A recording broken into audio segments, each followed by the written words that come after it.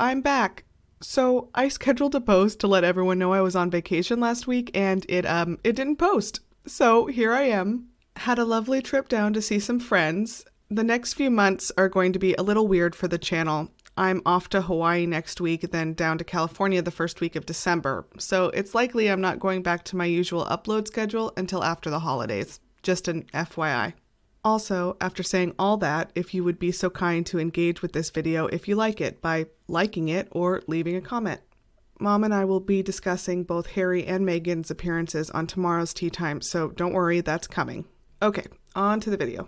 Back in February, Meghan won a legal case against Associated Newspapers Unlimited, the publishers of the Mail on Sunday and Mail Online. I'm already going to chime in here for my American viewers and say that even though it is referred to as a newspaper or newspapers, the Mail on Sunday is very much a tabloid. It has a known conservative bias and is printed in tabloid form. The case centered around whether or not the tabloid had the right to publish a letter Meghan had sent to her father. Before we even get into the nitty-gritty, I'm just going to say here that this case was always bull. The Mail did something inflammatory, knowing that Harry and Meghan would likely lodge a legal complaint. They then did everything they could to draw out the process so they could write increasingly inflammatory headlines. It's also important to note that Meghan is not the first royal to sue over privacy or copyright issues. There have actually been quite a few successful lawsuits against the UK press lodged by senior royals, including Prince Charles. So, why did the Mail on Sunday lose? I'm going to need to again disclose that I am not a lawyer, so this video is just me doing my best.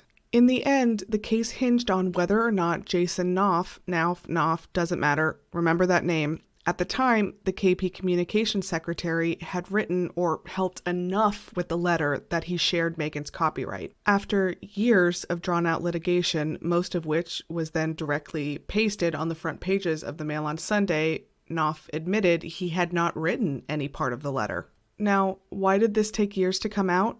Again, despite their whining, the Mail on Sunday never expected to win this case. They expected to use this case to sell tabloids. I would like to point out that Knauf playing along for years, knowing that the case ended up basically hinging on him, then taking it back right at the last moment, proves there was coordination between the palace and the publishers. Knauf was willing to play ball as long as it led to negative headlines against Meghan, but when it really came down to it, he was unwilling to actually lie to the court. The Mail on Sunday came out with some lame statement about how unfortunate it was they didn't know sooner, but come on, does anyone believe they or their lawyers didn't know they had a case? There is also the argument that maybe they did think in the end Knauf would continue lying. Anywho, Meghan won. The Mail on Sunday was supposed to put an apology on the front page, and I think there was a monetary part to it, but anyway, they immediately appealed because, hey, shitty headlines about Meghan Markle aren't going to write themselves. So we do have to talk about Jason Knauf, who, through most of this, was the communications director at Kensington Palace. The very fact that Knauf was not just automatically on Meghan's side, in addition to he and therefore the palace basically letting this play out for years in both the courts and the press, knowing full well the Mail on Sunday didn't have a case, just goes to show that Kensington Palace never supported the Sussexes. Jason Knauf's name comes up repeatedly when it comes to Meghan's mistreatment at Kensington Palace, whether it's the letter situation, the bullying investigation. Thomas Markle has said that Knauf was his palace contact. To reward him for his conduct, Jason Knauf received a promotion and will become the head of Will and Kate's Foundation. Fancy that. So before anyone starts whining that Knauf did this independently with no knowledge of his principal royals, do you promote someone when they work against your wishes? No. Now, I usually try and stay away from straight-up conspiracies, but it's hard not to get a little tinfoil hat when talking about Knauf, especially when it comes to Thomas and Meghan Markle. Knauf was Tom's palace contact. He allegedly encouraged Meghan to write the letter, even giving her feedback. Then, all of a sudden, litigation hinges on his words? Litigation that led to more Meghan hate? It all seems a bit convenient.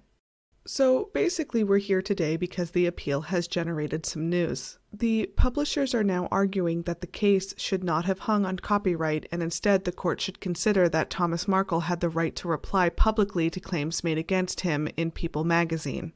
And through defending himself, he turned to the Mail on Sunday to set the record straight.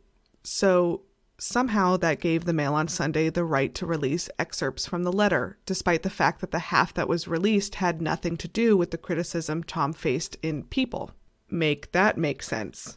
There is also another level to this trial, whereas, again, not a lawyer, but it seems that the legal nitty-gritty had to do with Knauf having the copyright, but the overall defense the Mail on Sunday has put forward, especially publicly, is that the letter was never meant to be private. And along those lines is where the most news came out today. Jason Knauf, almost 4 years later, has provided emails and texts from Meghan and Harry regarding a meeting he was going to have with the authors of the book Finding Freedom. Now, of course, the deranged are having a field day with this, as Harry and Meghan have denied cooperating with the authors of the book. So basically, the new argument is that Harry and Meghan cooperated with the book, which did mention the letter. Therefore, the letter wasn't private, so the Mail on Sunday was free to publish it. Of course, this argument has already fallen apart, and Meghan has responded with her own set of texts and emails, but as we know, a lie can travel halfway around the world before the truth is finished putting on its shoes.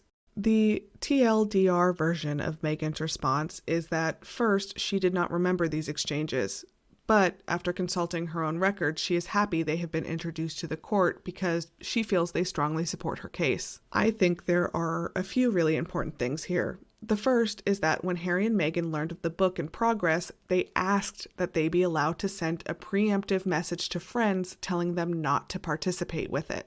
This says two things. The first, and almost more important, being that they were asking permission to send emails to friends. That gives you an idea of the level of control that KP, even on the staffer level, had over them. The second is that they obviously did not want people participating with the book. Another really important part of the info dump we got today is that Meghan felt pressured to write the letter because senior members of the firm were becoming uncomfortable after Tom Markle started attacking them in the press too. Remember, at this point, he had been going at Meghan for like 2 years. But then when he involved the family, all of a sudden Meghan needed to do something. In addition, Meghan reports that she considered and was even encouraged to reach out to him in different ways, like seeing him in person or sending electronic communication, but didn't, out of fear it would be leaked or intercepted. I would again remind that this was prime leak against the Sussexes time. Although senior members were recommending she go fly and see him in person, again to protect their own butts, does anyone here really think that that wouldn't have been leaked to the press the second plans were made? Meghan is not an idiot. Of course, on some level, she knew a letter might be leaked, but at the time, a letter with steps taken to ensure delivery seemed like the best option. This again reinforces that she took steps to keep this private. Just a quick note before we get into the most important thing about the response. It's that when you read the tone of the emails, it's clear who was in power here and who wasn't. Meghan's tone reflects that she had very little power. She's cordial, she's kind. She seems wanting to please Jason Knauf. The idea that someone who even under duress was taking the time to play nice, again, not like she had much choice, was accused of making staff cry seems a little far-fetched. The most important thing here, again, despite the deranged spin, is that these emails and texts do not actually prove coordination between Harry and Meghan and the authors of Finding Freedom. Kensington Palace was asked to comment. Jason Knauf, in his role of communications director, took the meeting. Again, going back to the tone of the emails, it is not clear that Meghan or Harry had a choice in that. Meghan reiterated what were already stated at the time as reminders, things she had already disclosed to Knauf when her and Harry started dating. There was no new information. It actually appears that most of the information was already public knowledge. It's not a secret that the palace was asked for comment. Harry and Meghan did not speak to the authors. They actively wanted to ask their friends not to speak to the authors. Jason Knauf decided who got to speak to them. This is again a nothing burger that is being used to attack Meghan. We can pretend that it's entirely coincidental that both Harry and Meghan had wildly successful appearances yesterday, but we all know that it's not.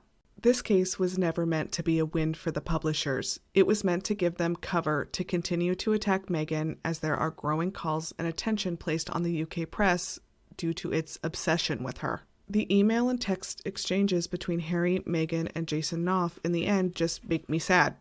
Harry and Meghan trusted this man to be looking out for their interests. Maybe on some level they knew that he would put Will and Kate first, but I don't think either of them, especially in 2019, anticipated that Kensington Palace would be working so hard against them. These stories continue to reinforce Harry and Meghan's claims that the palace was basically willing to sacrifice them, in Meghan's case perhaps literally, in order to protect other members of the family. I find it necessary to reinforce that Jason Knauf didn't just go out on a limb here. This letter saga was just part of Kensington Palace's attack strategy, and in the end, even after there have been signs that other members of the family regret what happened to Harry and Meghan, not because they care about either of them, but because their exit made the family look bad, Knauf has been promoted.